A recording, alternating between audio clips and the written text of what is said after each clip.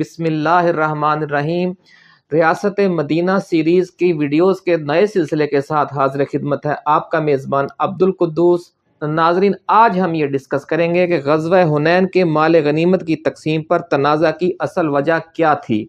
اور صحابہ کرام رضوان اللہ اجمعین رسول اللہ صلی اللہ علیہ وآلہ وسلم کے ساتھ ناراض کیوں ہوئے، اور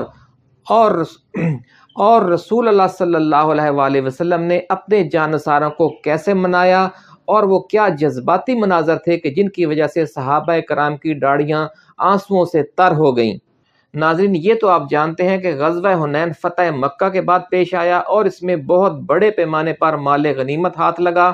اس کی تقسیم کے دوران رسول اللہ صلی اللہ علیہ وآلہ وسلم نے مؤلفات القلوب کی پالیسی کے تحت کچھ اہم فیصلے کیے، اور صحابہ کرام کی بڑی تعداد ان کی تہ تک نہ پہنچ سکنے کی وجہ سے کچھ ناراض ہو گئی۔ ناظرین، یہ چونکہ بہت اہم اور حساس معاملہ ہے، اس لیے عام طور پر ہمارے جو علماء کرام ہیں، جو ہمارے مفکرین ہیں، اسے بیان کرنے میں ہچکچاہٹ محسوس کرتے ہیں، لیکن ہم سمجھتے ہیں کہ یہ واقعہ ضرور بیان کرنا چاہیے، کیونکہ اسلامی ریاست کے مالی معاملات کے حوالے سے یہ واقعہ بیان کرنا ضروری ہے۔ اس کی وجہ یہ ہے کہ جو مالی ایشوز ہوتے ہیں وہ اتنے حساس ہوتے ہیں کہ جس طرح ابھی آپ دیکھیں گے اس ویڈیو میں جب ہم تفصیلات بیان کریں گے کہ صحابہ کرام کیوں ناراض ہوئے، اور رسول اللہ صلی اللہ علیہ وآلہ وسلم نے کس طرح انہیں منایا، انہیں کیا توجیہ پیش کی، کیا وضاحت دی۔ یہ چونکہ ناظرین خاصا حساس ایشو ہے، اس لیے ہم نے کوشش کی ہے کہ جو مستند تاریخی واقعات ہیں، مستند کتابیں ہیں، ان کا حوالہ دیا جائے، ان میں جو تفصیلات موجود ہیں وہ پیش کی جائیں۔ اس حوالے سے جو رابطہ عالم اسلامی نے آج سے 40-45 سال پہلے پورے عالم اسلام میں سیرت النبی کے موضوع پر کتابیں لکھنے کا ایک عالمی مقابلہ منعقد کروایا تھا، اس مقابلے میں جو پہلی کتاب اول انعام یافتہ کتاب تھی الرحیق المختوم۔ یہ دیکھیں ناظرین، یہ وہ کتاب ہے جس نے پوری دنیا میں پہلا نمبر حاصل کیا تھا۔ پہلا انعام 50,000 ریال کا جو پہلا انعام ہے وہ اس کتاب کو ملا تھا۔ اس لیے ہم یہ واقعہ، یہ حساس واقعہ جو بہت اہم ہے، وہ آپ کو اسی کتاب سے لفظ بہ لفظ پڑھ کر سنائیں گے، اور اس سے علم و حکمت کے جو فوارے پھوٹتے ہیں وہ آپ تک پہنچائیں گے، تاکہ پاکستان میں ہم سنتے ہیں اکثر کہ ریاست مدینہ کا ذکر ہوتا ہے، ریاست مدینہ کیسی ہوگی۔ اس تاریخی واقعے سے آپ کو سمجھ آئے گی کہ ریاست مدینہ میں مالی معاملات کے حوالے سے سوال کیا جا سکتا ہے، حتیٰ کہ صحابہ کرام جیسی عظیم ہستیوں نے جو سوال اٹھایا وہ رسول اللہ صلی اللہ علیہ وآلہ وسلم کے فیصلے پر سوال اٹھایا، اور رسول اللہ صلی اللہ علیہ وآلہ وسلم نے ان کے اس سوال اٹھانے کو رد نہیں کیا، بلکہ اس کی اس شفقت اور فصاحت کے ساتھ وضاحت کی کہ تمام ساتھیوں کو، تمام جانثاروں کو نہ صرف مطمئن کیا بلکہ جذباتی کر دیا۔ اس لیے یہ واقعہ بیان کرنا ضروری ہے کہ مالی معاملات بہت حساس ہوتے ہیں، اتنے حساس ہوتے ہیں کہ رسول اللہ صلی اللہ علیہ وآلہ وسلم کے لیے اور اسلام کے لیے اپنی جانیں، اپنے گھر بار سب کچھ قربان کر دینے والے صحابہ کرام مدینہ کے انصار مالی معاملات کی وجہ سے، اموال غنیمت کی تقسیم کے حوالے سے جو صورتحال تھی اسے سمجھ نہ سکنے کی وجہ سے اپنی عزیز ترین ہستی سے بھی ناراض ہو گئے۔ اس لیے یہ بات کہنے میں کوئی مذائقہ نہیں کہ آج کے زمانے میں بھی اگر آج بھی آپ ریاست مدینہ قائم کرنا چاہتے ہیں تو مالی معاملات کو انتہائی شفاف ہونا چاہیے، اور اس حوالے سے اگر سوالات اٹھتے ہیں تو ان کا جواب دیا جانا چاہیے۔ ہم نے دیکھا ہے کہ سپریم کورٹ آف پاکستان کے کچھ جج صاحبان اور دوسری بہت سی اہم سیاسی و غیر سیاسی شخصیات اپنے مالی معاملات کے حوالے سے سوال اٹھانے کو آئین اور قانون کے منافی قرار دیتی ہے،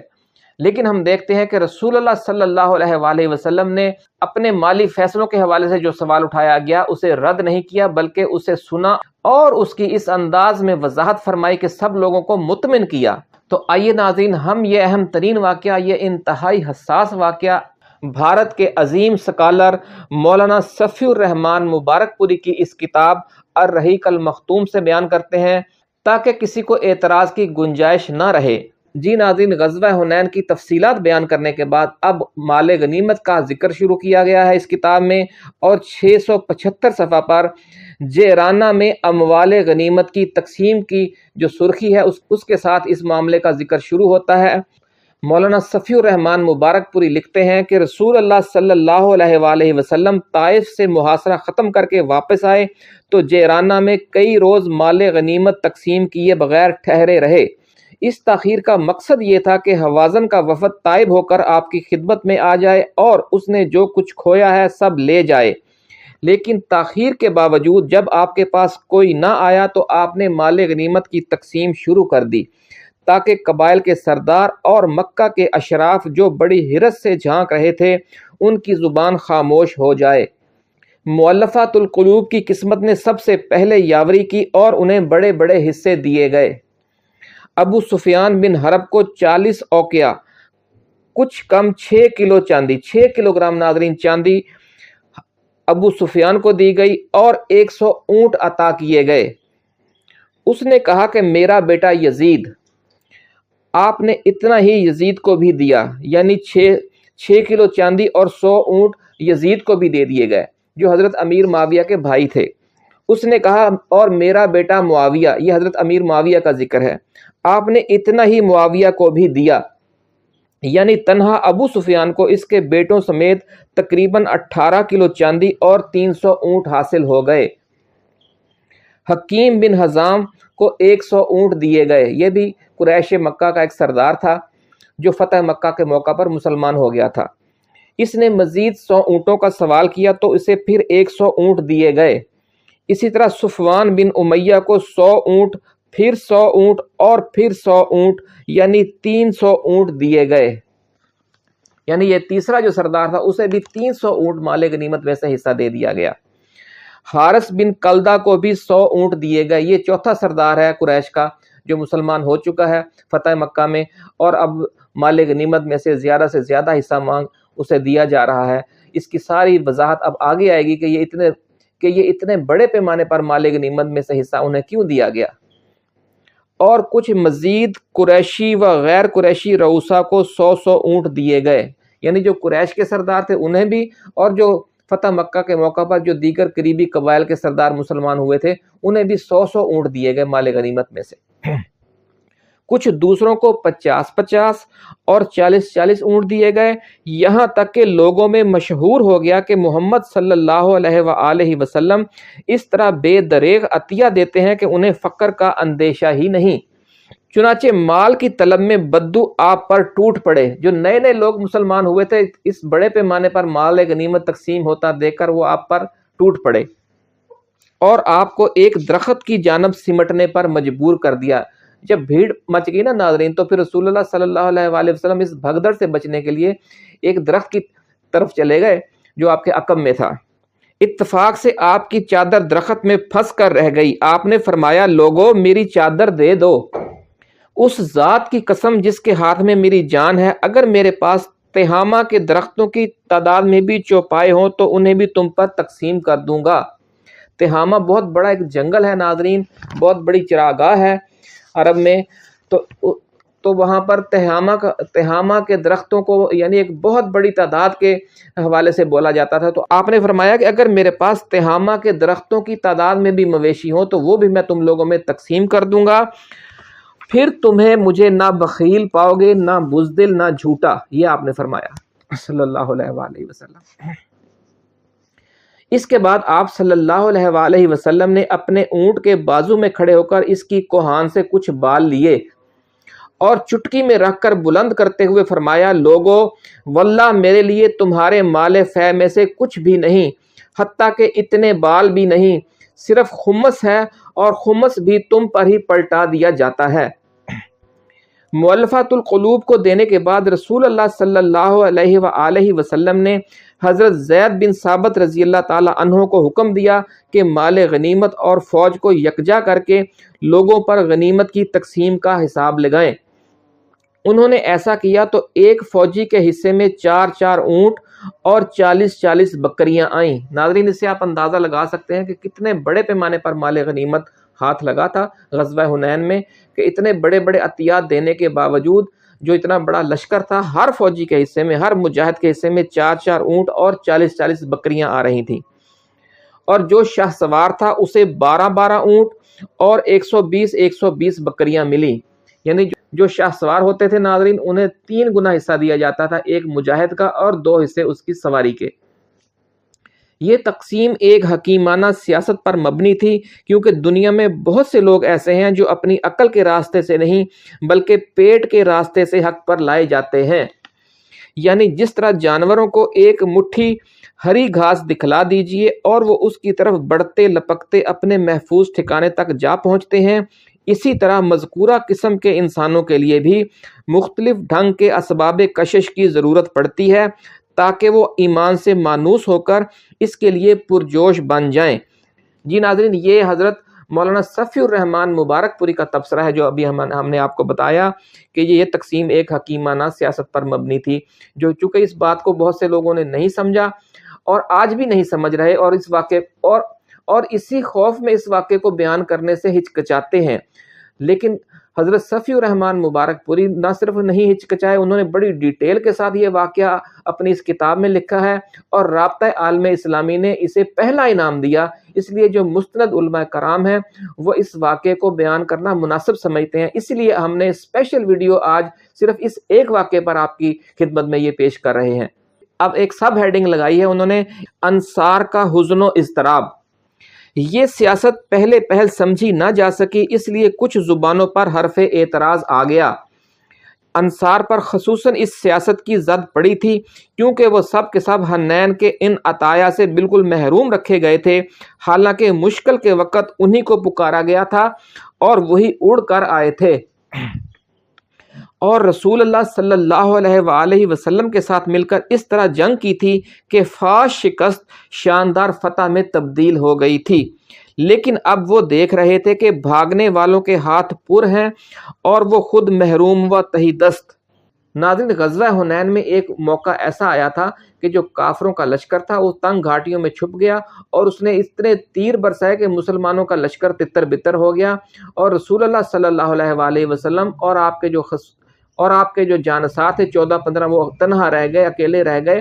اور پورا جو لشکر تھا ان پر پل پڑا۔ اس موقع پر رسول اللہ صلی اللہ علیہ وآلہ وسلم نے اپنے چچا حضرت عباس کو کہا کہ مجاہدین کو پکاریں، انصار کو پکاریں، مہاجرین کو پکاریں، تو انہوں نے نعرہ لگایا وا رضوانہ، کہ یعنی اے بیت رضوان والو،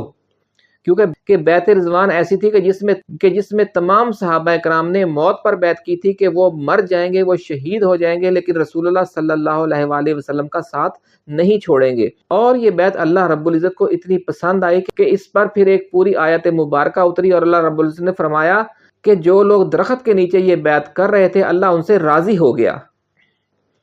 تو اسی آیت مبارکہ کی وجہ سے ہم تمام صحابہ کرام کے ناموں کے ساتھ رضی اللہ تعالی عنہ لکھتے ہیں۔ اسی بیعت کا حوالہ دے کر نازک ترین لمحات میں جب مسلمان لشکر تقریباً شکست کھا چکا تھا، بیت رضوان والوں کو پکارا تو سب سے زیادہ جو انصار قریب تھے وہ اڑ کر آئے، اور انہوں نے رسول اللہ صلی اللہ علیہ وآلہ وسلم کو اپنی حفاظت میں لے لیا اور پھر ڈٹ کر جنگ کی، اور پھر جو شکست تھی وہ فتح میں تبدیل ہو گئی۔ اس حوالے سے جو غزوہ حنین کے یہ جو واقعات ہیں ناظرین، یہ بھی بہت ایمان افروز ہیں، اس پر ہم ایک الگ ویڈیو بنائیں گے، وہ بھی آپ ضرور سنیے گا کہ کس طرح مسلمان ایک مشکل میں پھنس گئے تھے اور کس طرح رسول اللہ صلی اللہ علیہ وآلہ وسلم اور ان کے جانصاروں نے مشکل ترین لمحات میں ثابت قدمی کا مظاہرہ کیا، اور اللہ رب العزت نے اسلامی لشکر کو فتح سے نوازا۔ اور مولانا صفی الرحمان مبارک پوری اسی طرف اشارہ کر رہے ہیں کہ سب سے زیادہ قربانی بھی انصار نے دی تھی، اور مال غنیمت سے جو انعام و اکرام دیا گیا اس سے محروم بھی وہی رہ گئے تھے، اور جو نو مسلم جنگ کی وجہ سے بھاگ کھڑے ہوئے تھے، راہ فرار اختیار کر گئے تھے، انہیں زیادہ حصہ دیا جا رہا ہے اور زیادہ بڑے بڑے انعام و اکرام دیے جا رہے ہیں۔ یہ بڑا ایک نازک مرحلہ فکر ہے ناظرین، اس لیے بہت سے جو ہمارے علماء کرام ہیں، جو مفکرین ہیں، وہ کوشش کرتے ہیں کہ اس واقعے کو بیان ہی نہ کیا جائے،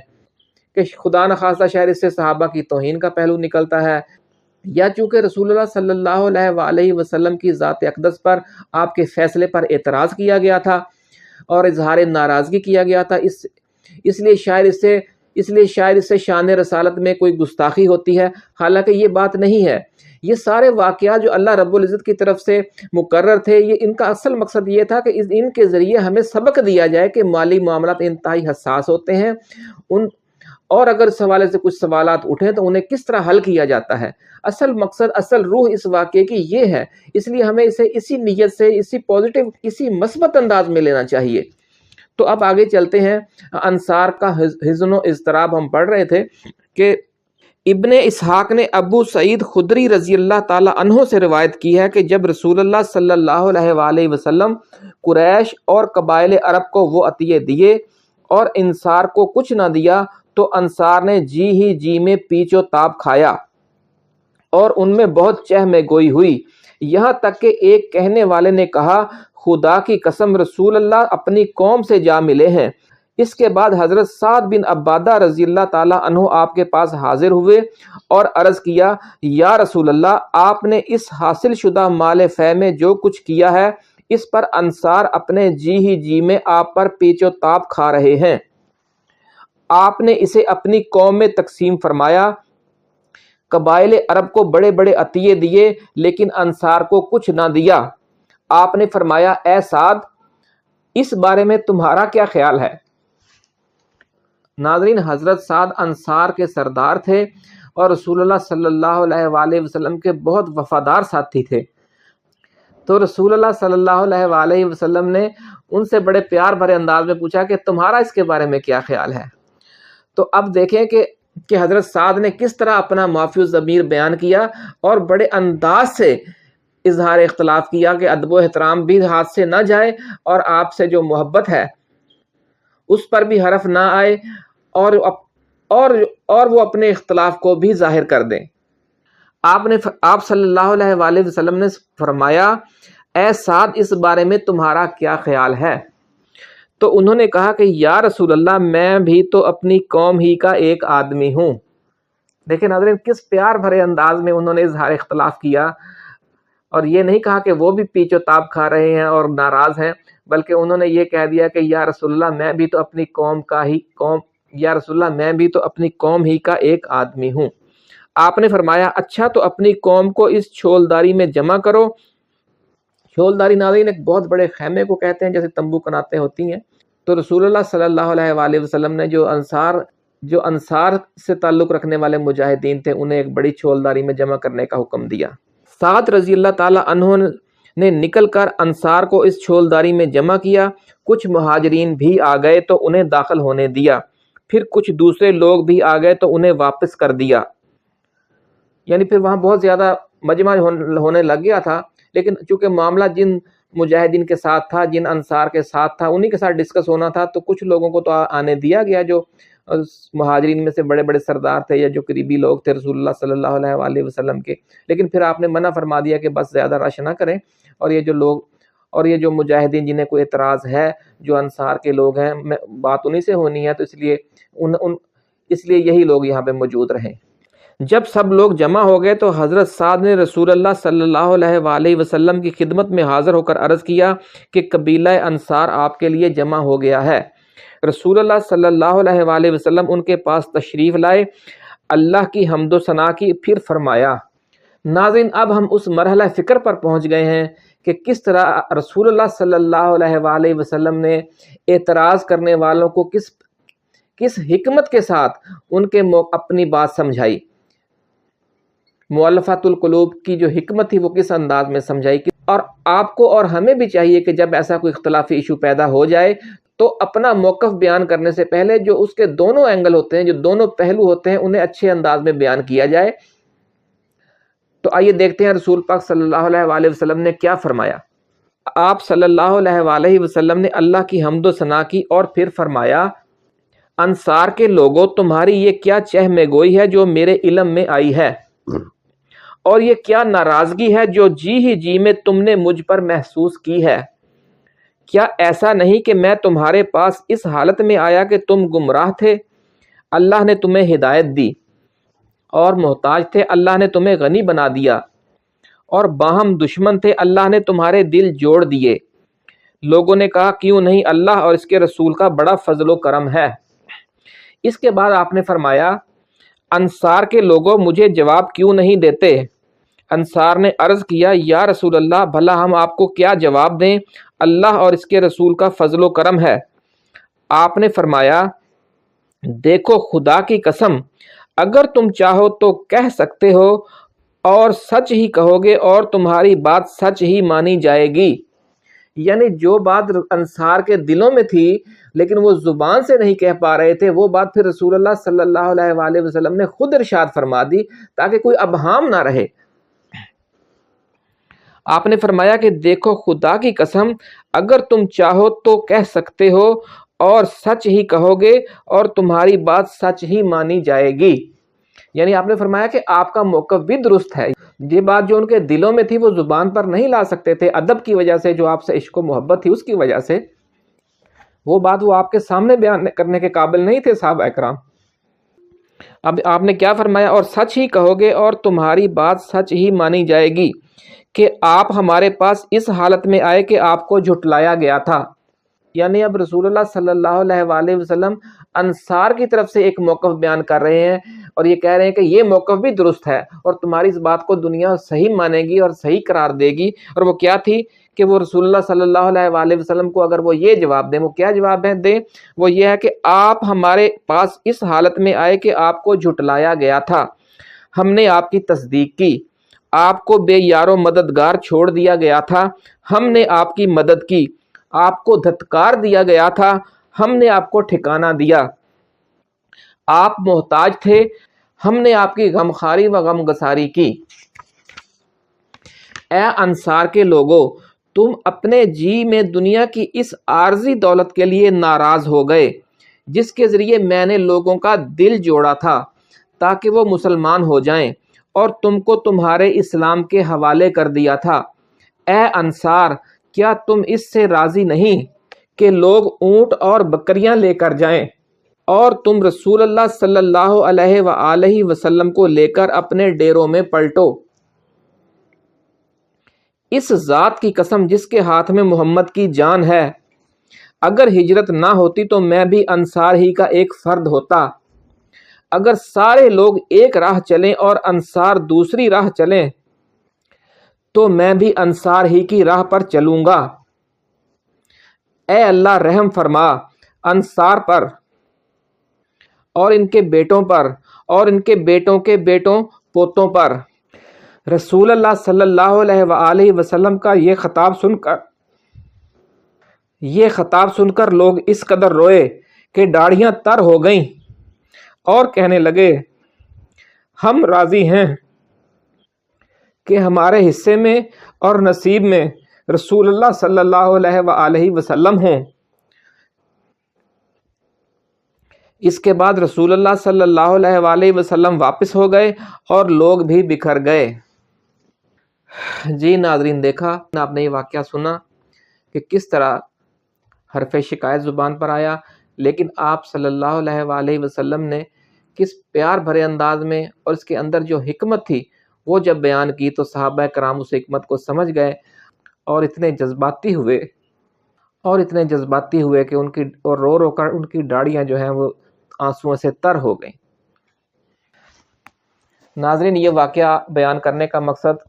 ناظرین ریاست مدینہ سیریز کے حوالے سے یہ واقعہ بیان کرنے کا مقصد یہ ہے کہ جو مالی معاملات ہیں ان میں شفافیت ہونی چاہیے، اور اگر اس حوالے سے کوئی سوال اٹھے تو اسے اسی پیار بھرے انداز میں اسے وضاحت